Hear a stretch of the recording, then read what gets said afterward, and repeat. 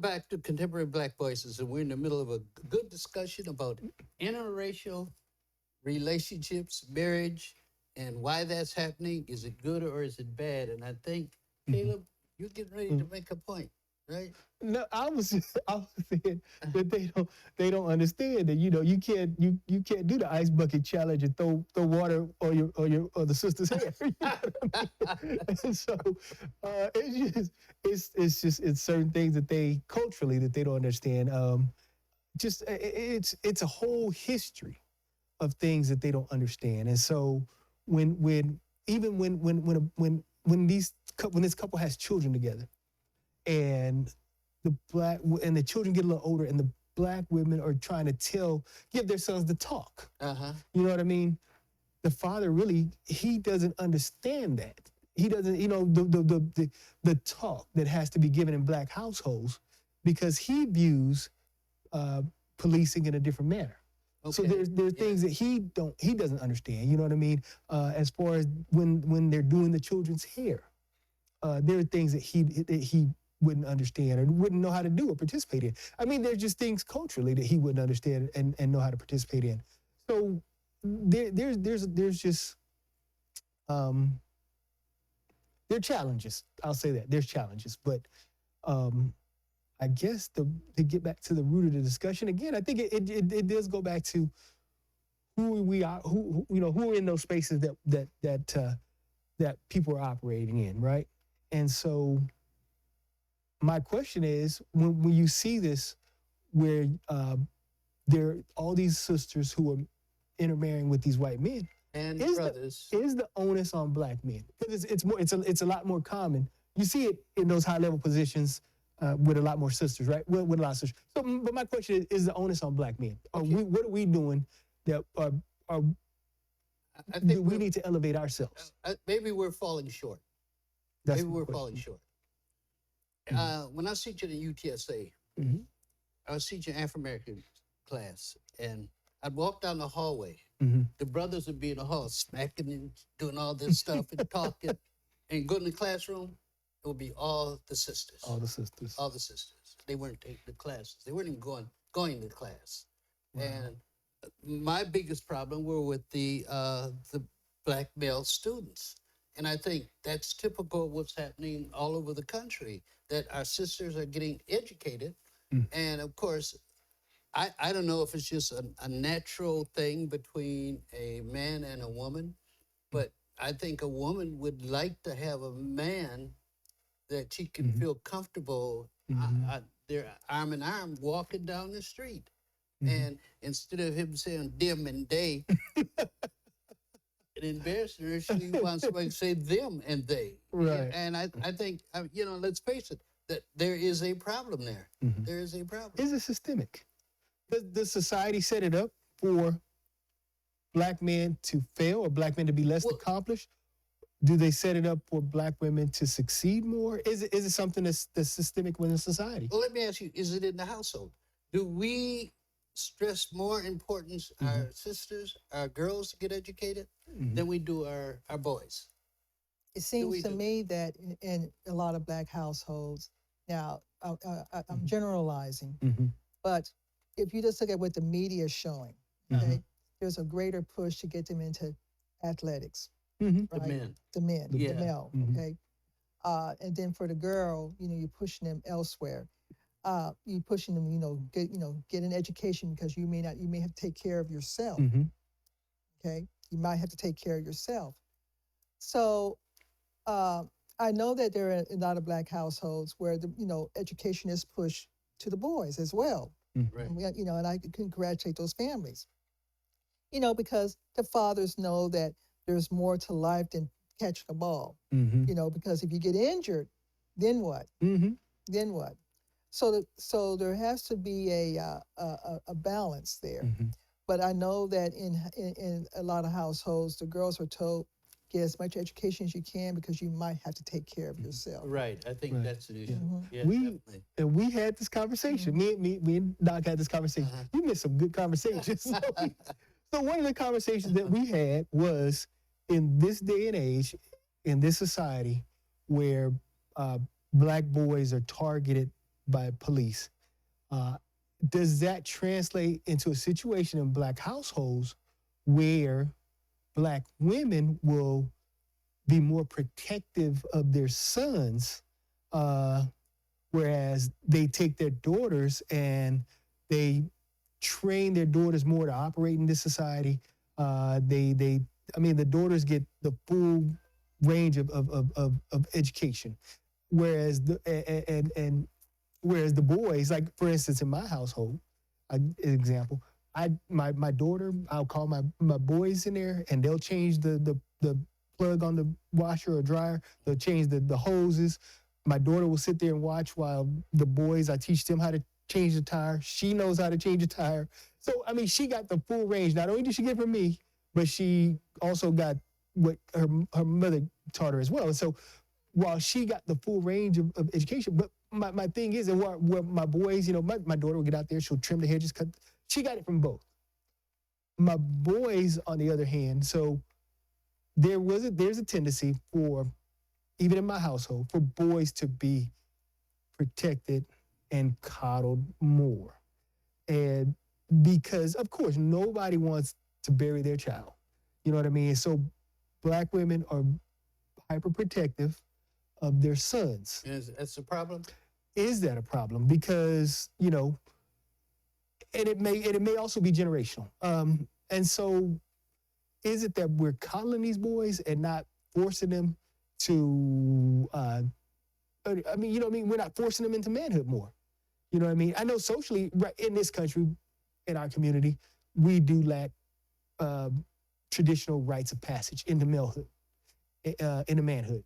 And so being that that's absent culturally, are we as parents not pushing our boys into manhood? Are we so afraid to lose them to society, to police, to this prison industrial complex, that we're coddling them too much? Is that an issue? Well, and doing that, they don't get the education. They're not forced. I mean, they're not forced to stand on their own. They're not forced to go out there and achieve and be men, because they know that they can turn to mommy and mommy's gonna be there. I'll give you another example. He's gonna be embarrassed, but my oldest, when we took him off to college, and he was supposed to be registered, or he was supposed to be doing something, right? So we were sitting in the car, and next thing I know, my wife's phone is ringing, and he's on the phone, mama, this and this and this. So she hops out, she goes in there, and she has to help him finish registering for school. So I mean, it's each and every step. It's like, when something needs to be corrected, instead of saying, hey, wait, let him correct it, let him fix it. Mommy's gonna put on her cape, but she's gonna run, she's gonna fix it. And so my thing is, are the boys too coddled and protected? Is that part of the systemic system you're talking about? That's what I'm wondering. I'm wondering, is that part of our household, where we're so worried about the systemic violence against black boys? We're so worried about the traps against black boys that we protect them too much. And so in protecting them too much, we're not forcing them to get out there and do what they need to do. Going back to the topic of the discussion about these black women marrying white men. Now you guys put me on the spot during our planning meeting the other night. How? You said, Sharon, would you date a white man? Okay. Especially at your level. Now, by the way, everyone, Sharon does have a PhD. Okay. Now, my aunt and grandmama and my mama always told me, the darker the berry, the sweeter the fruit. But you hear the other part of that? When it gets too dark, ain't no use. No, they never got to that part. And I've always had a strong attraction to black men. That's my go-to. But as I get older, and the pickings become slim, I have, and I know the comments are going to say she's a bed wench. I'm not a bed wench, but I know, I know what I know. Mean? In other words, it's a derogatory name given to black women, given who's who have relationships with non-black men. Really? Yeah, it's kind of derogatory. Sure is. But would I go out with a white man or a Hispanic man? I would. If we have some common interests. Yeah, I mean, I'm going to marry him. I don't know, but I have decided that at this point in my life, I enjoy doing certain things. Mm-hmm. And if I was running across that person and say, "Hey, let's go run together," I'm going to go run. But do you think it's on the people's names we had up there? Mm-hmm. There was some commonalities there. Do you think it's deliberate on their part? Probably. You think so? Whoa, okay. What do you think? You think it's deliberate on their part? I don't know. I mean, again, when you're operating in certain spaces, there's certain faces that are around you, and so there's like I say, there's dinners and lunches and projects that you work on, and so maybe those are given the benefit of doubt. Maybe those are the people that you fall in love with. But again, there is a certain level of approval. There's a certain level of acceptance when you take on a spouse of a different race. But that's is that a deliberate? That would be, if it's done for that reason, then that's deliberate. In order to show that you're a safe Negro. So I'll just say it. If you want me to say it elevates you into their culture, into their world. Again, it makes you, hey, he's safe. You know what I mean? And so she's safe. Yeah, he's safe or she's safe. You know what I mean? And so when she takes on a white spouse, then, well, obviously she's not an angry black woman. Because, you know what I mean? Because Tom is dealing with her. You know what I mean? And so Tom got her under control. Yeah. She's not angry. So and she's not a threat in the office. And so now, but and then when black men take on a white woman, hey, you know what? We have him. You know what I mean? He's safe. We have him because his standards of beauty are white standards of beauty, and so we have him. We have him mentally because we know what he thinks is beautiful. So yeah, when it's that type of situation, then yeah, it's on purpose. But again, I like to give people the benefit of the doubt. So perhaps it's just, hey, you know what, late night dinner, projects, stuff like that.